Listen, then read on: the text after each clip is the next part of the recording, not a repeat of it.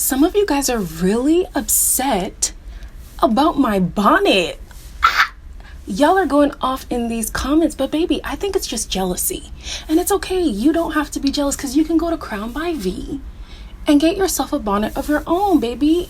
It's okay. Support Black businesses. Hey everybody, welcome back to Taste of Reality, reviewing Temptation Island Season 3, whatever episode we are on. Before we get into the review, please make sure to like, comment, subscribe. Emphasis on like, guys. It really pushes my videos. It really gets my name out there. You know, we're trying to grow this channel. So please like before you go. Hit that notification bell so you're informed whenever I post a video. And let's get cracking. So we're going to start with Aaron and Corey. Amanda is a godsend to Corey's life. When I ask you your 5-year plan and it's all about my life, that was me. This is where we're going because that's where my life partner wants to go.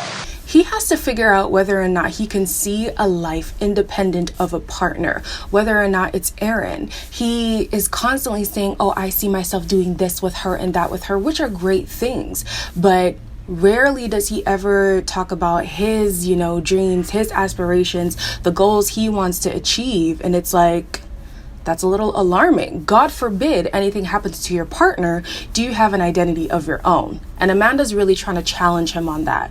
Erin is getting really defensive about her relationship. And I understand why she's getting defensive. However, she kind of put it on herself. You should stick up for your man. Good for you, girls. Stick up for him. But at the same time, where does Cowboy get this information that Corey is boring?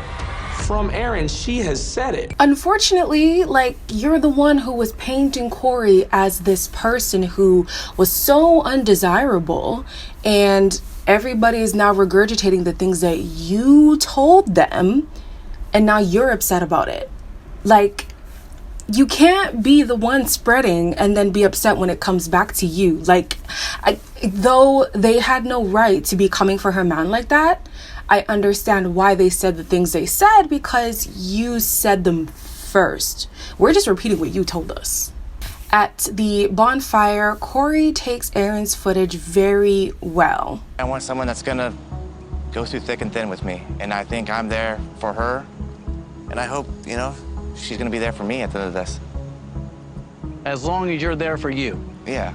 Honestly, I'm just proud of the growth. I have no ill thing to say about Corey. Is he perfect? No, I'm sure he has his flaws, but the growth that I have seen, his self-confidence is just amazing. I'm so happy for him. Erin is fearing that she's losing him, and girl, maybe that's what you need to feel. I can see that I'm losing him. And I knew this was gonna happen, the second day coming here. That almost just clarified why he didn't tell me he loved me in his video I got. You have gotten too comfortable in this relationship, and you've taken this man for granted. And now that he's finding his self-worth and he's seeing potential in other women, you are now having the fear of losing him. I feel like that's something that each couple should have a little bit. You should always have the fear of man, I could be losing the best thing that ever happened to me. If you don't have that fear, why are you with this person if you always think you can do better? And Mark even calls out your fears are valid, but he fears whether or not you guys will return back to the pattern that you had before coming to, Temptation Island. Is it worth actually examining your relationship and maybe deciding we need a break or we need to separate, or are you just gonna get back together, do exactly what y'all were doing before, and find yourself here on season 5? I do hear her concerns. She has every right to feel that way, but this is how she should have been feeling from the beginning. You shouldn't feel like I can do better than you. You should feel man, I really hope I don't lose you. And now that you're feeling that, it's kind of hard to sympathize with you, my girl. Sorry. Next, we have Kristen and Julian. Julian finally opens up about his infidelity. Whew. She was a friend of Kristen's at the time. And one thing led to another, and, mistakes happen. So you slept with her friend? The more these two talk and open up, the more I understand why they're not married. Why would I want to be with somebody who's betrayed my trust in so many ways? Like, it doesn't make sense. It doesn't make sense at all. So the fact that, okay, you not cheated on me, not once, twice, once was with my friend, who knows who the other was with, like, why would I want to be a part of that? The way that they were painting this relationship at the beginning was kind of that, like, Kristen was being irrational about having trust issues, but it's hard for me to see things from Julian's side, because it's like, yes, Kristen has been the one who's closed off, but like in response to the things that you put her through. And now she's even at the point where she doesn't even question his guy's weekend because she's just so chill. I've tended to tiptoe around this situation and just called it mistakes and left it at that. But I was able to open up to, you know, someone in the house. And it's something I know that I'm gonna have to do with Kristen. At the bonfire, Julian accepts the fact that he has been taken advantage with how go with the flow Kristen is, and also says that he hasn't fully divulged like his cheating escapades. And I think it's necessary, even though Kristen doesn't want to do it because she doesn't want to have to relive that experience. It's necessary. It's necessary to know that, okay, I messed up. This is how I messed up, and I'm going to tell you about it, not to put you through hurt, but to accept the wrong that I did and to acknowledge that I'm not going to do it again. It might not work for them, but that would work for me.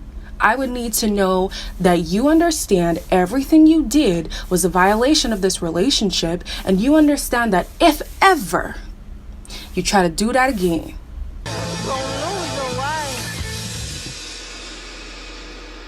Erica and Kendall. Their relationship is just about Alexis at this point. So Alexis is standing her ground when it comes to the Nicole situation. This is definitely a turning point with Alexis, and I've seen little bits of jealousy that's kind of funny to me, but I'm developing a small connection with Nicole. I mean, it is what it is. He is a master manipulator. It has nothing to do with jealousy.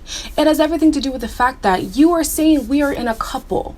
Why is this third person now a given when it comes to us being intimate?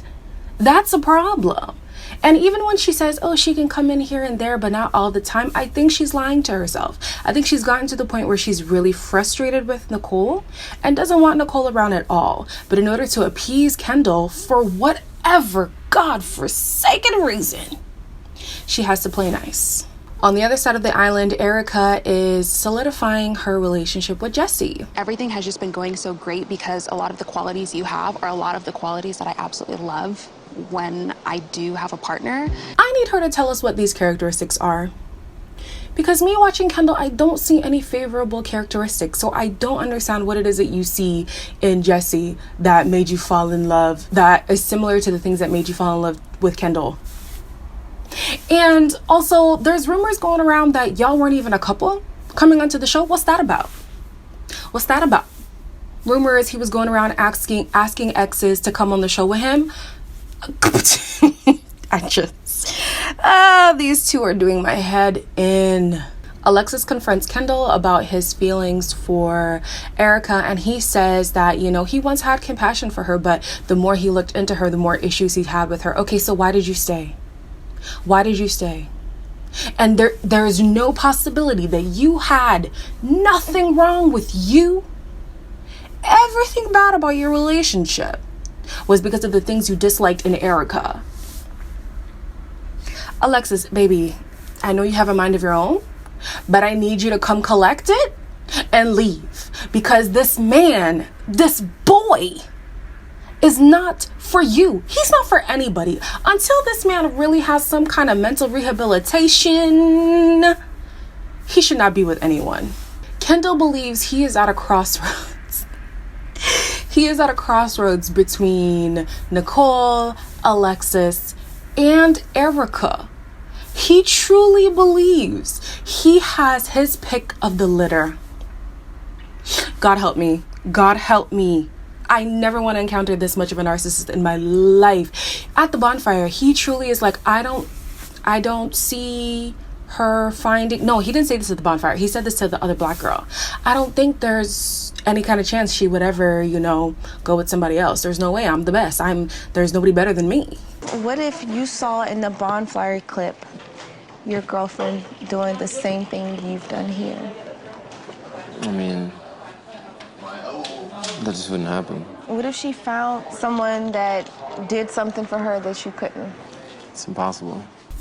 He's sick. He's disgusting. I am moving on. Poor Erica has internalized the image of love that she saw as a kid with the way that her mom was treated. My mom continuously sacrificed and give everything that she had to my dad, and then would go sleep on the couch and cry every single night and tell me everything's fine.